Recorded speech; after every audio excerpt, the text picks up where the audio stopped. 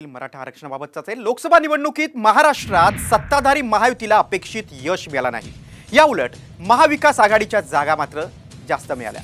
मराठा आरक्षण आंदोलनाची धग याला कारणीभूत असल्याचं म्हटलं जातंय। यावरून भुजबळ आणि जरांगे पुन्हा एकदा आमने-सामने आले। पाहूया एक खास रिपोर्ट। मराठा आरक्षणामुळे पराभव नाही असं काही समजायचं काही कारण नाही की हा जो वाद आहे त्याच्यामुळे आम्ही पडलो असं समजायचं कारण नाही। भुजबळांच्या दाव्यावर जरांगेंचा इशारा। थोडं थांबा कळलं।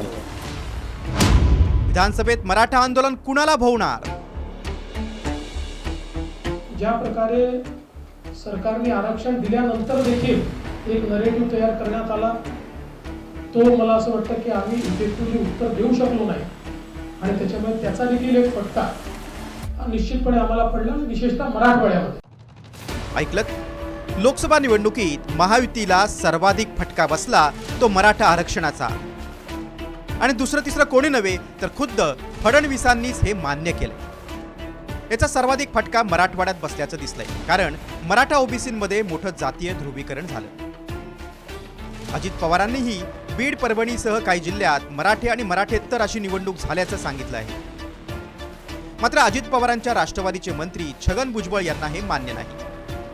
मराठा आरक्षणाच्या वादामुळे आम्ही पडलो असे समजू नका, कारण विदर्भात तो वाद नव्हता, तिथेही आपला पराभव झाल्याचा दावा भुजबळांनी केलाय।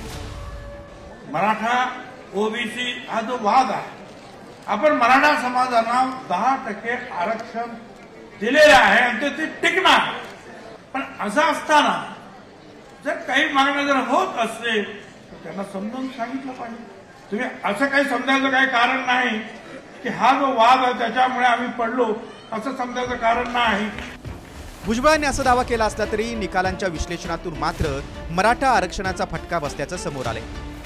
आणि त्यामुळेच भुजबळांनी केलेल्या दाव्याबाबत जरांगेंना सांगितल्यानंतर ते काय म्हणाले ऐका।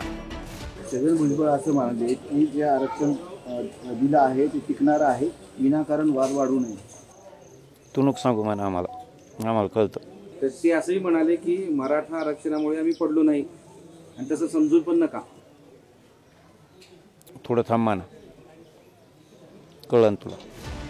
मनोज जरांगे पाटील यांनी मराठा आरक्षणासाठी पुन्हा एकदा आमरण उपोषण सुरू केलंय। त्यांची प्रकृती खालावत चालली, त्यात त्यांनी उपचार घेण्यास नकार दिलाय, त्यामुळे हे उपोषण चिघळण्याची शक्यता आहे। भुजबळ आणि जरांगे यांचं विळ्या बोबळ्याचं नातं साऱ्या महाराष्ट्राला परिचित आहे। त्यात आता भुजबळांनी पुन्हा मराठा आरक्षण मुद्द्याला हवा दिलेली आहे। त्यामुळं आगामी विधानसभा निवडणुकीत महायुतीसाठी हा मुद्दा डोकेदुखी ठरणार का हे पाहावं लागेल।